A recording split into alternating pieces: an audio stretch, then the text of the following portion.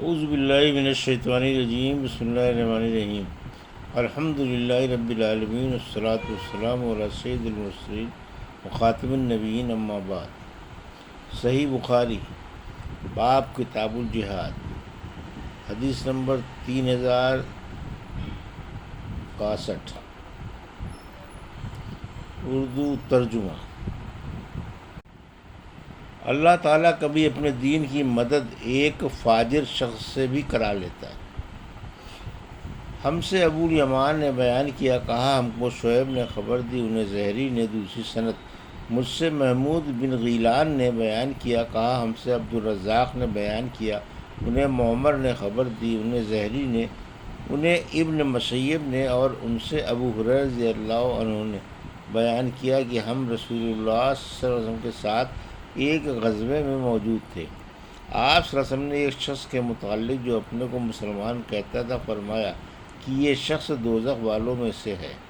جب جنگ شروع ہوئی تو وہ شخص مسلمانوں کی طرف سے بڑی بہادری کے ساتھ لڑا اور وہ زخمی بھی ہو گیا۔ صحابہ نے عرض کیا، یا رسول اللہ، جس کے متعلق آپ نے فرمایا تھا کہ وہ دوزخ میں جائے گا، آج تو وہ بڑی بے جگری کے ساتھ لڑا اور زخمی ہو کر مر بھی گیا۔ آپ صلی اللہ علیہ وسلم نے اب بھی وہی جواب دیا کہ جہنم میں گیا۔ حضرت ابو ہریرہ رضی اللہ عنہ نے بیان کیا کہ ممکن تھا کہ بعض لوگوں کے دل میں کچھ شبہ پیدا ہو جاتا، لیکن ابھی لوگ اسی غور و فکر میں تھے کہ کسی نے بتایا کہ ابھی وہ مرا نہیں ہے، البتہ زخم کاری ہے۔ پھر جب رات آئی تو اس نے زخموں کی تاب نہ لا کر خودکشی کر لی۔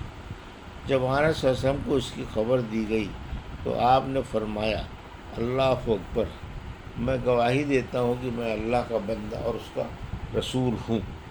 پھر آپ نے بلال رضی اللہ عنہ کو حکم دیا اور انہوں نے لوگوں میں یہ اعلان کر دیا کہ مسلمان کے سوا جنت میں کوئی اور داخل نہیں ہوگا، اور اللہ تعالیٰ کبھی اپنے دین کی امداد کسی فاجر شخص سے بھی کرا لیتا ہے۔ حدیث نمبر 3063، اردو ترجمہ۔ جو شخص میدان جنگ میں جبکہ دشمن کا خوف ہو امام کے کسی نئے حکم کے بغیر امیر لشکر بن جائے۔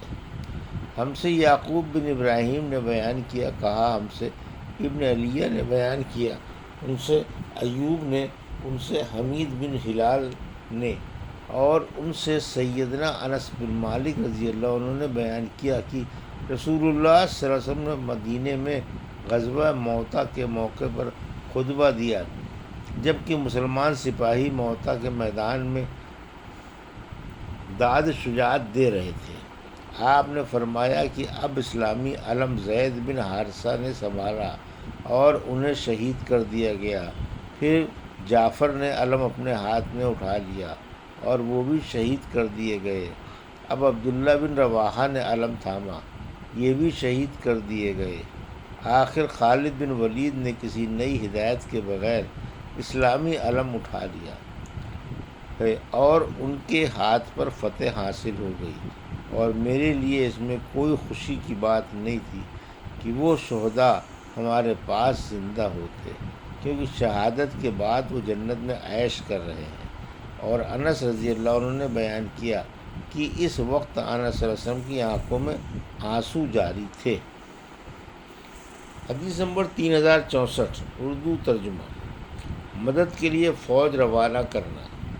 ہم سے محمد بن بشار نے بیان کیا، کہا ہم سے محمد بن ابی عدی اور سہل بن یوسف نے بیان کیا، ان سے سعید بن ابی عروبہ نے، ان سے قتادہ نے، اور ان سے انس رضی اللہ عنہ نے کہ نبی کریم صلی اللہ علیہ وسلم کی خدمت میں رعل، ذکوان، عصیہ اور بنو لحیان قبائل کے کچھ لوگ آئے اور یقین دلایا کہ وہ لوگ اسلام لا چکے ہیں، اور انہوں نے اپنی کافر قوم کے مقابل امداد اور تعلیم و تبلیغ کے لیے آپ سے مدد چاہی، تو نبی کریم صلی اللہ علیہ وسلم نے 70 انصاریوں کو ان کے ساتھ کر دیا۔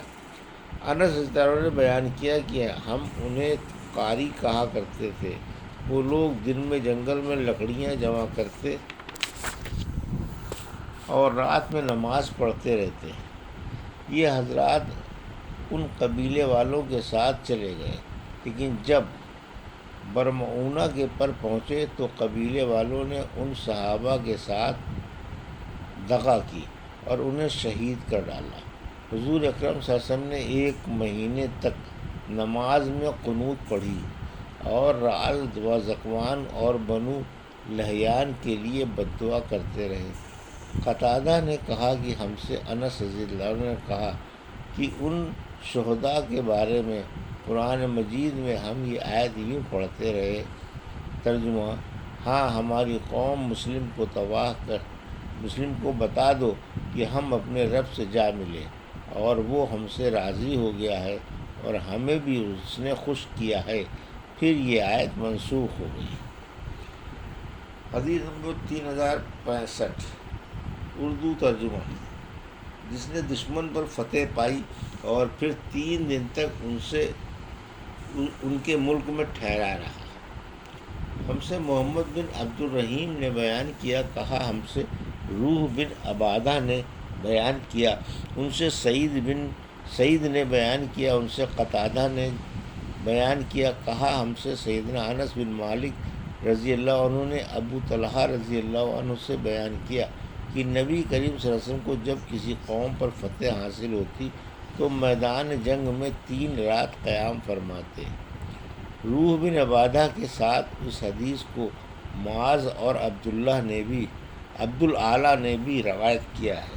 دونوں نے کہا ہم سے سعید نے بیان کیا، انہوں نے قتادہ سے، انہوں نے انس سے اور انہوں نے ابو طلحہ سے، انہوں نے آن حضرت صلی اللہ علیہ وسلم سے۔ حدیث نمبر 3066 اردو ترجمہ: سفر میں اور جہاد میں مال غنیمت کو تقسیم کرنا۔ اور رافع بن خدیج رضی اللہ عنہ نے کہا کہ ہم ذوالحلیفہ میں نبی کریم صلی اللہ علیہ وسلم کے ساتھ تھے، ہم کو بکریاں اور اونٹ غنیمت میں ملے تھے اور نبی کریم صلی اللہ علیہ وسلم نے 10 بکریوں کو 1 اونٹ کے برابر قرار دے کر تقسیم کی تھی۔ ہم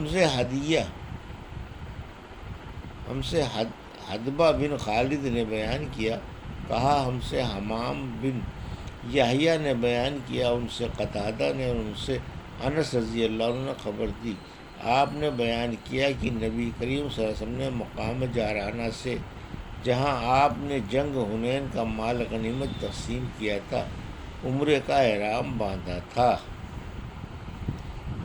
یہ تھی صحیح بخاری باب کتاب الجہاد کی حدیث نمبر 3062 سے 3066 کا اردو ترجمہ جو ابھی آپ نے سماعت فرمایا۔ اللہ سے دعا ہے کہ اللہ ہمیں حدیثوں کی صحیح سمجھ عطا فرما اور ان پر عمل کرنے کی توفیق عطا فرما۔ آمین یا رب العالمین۔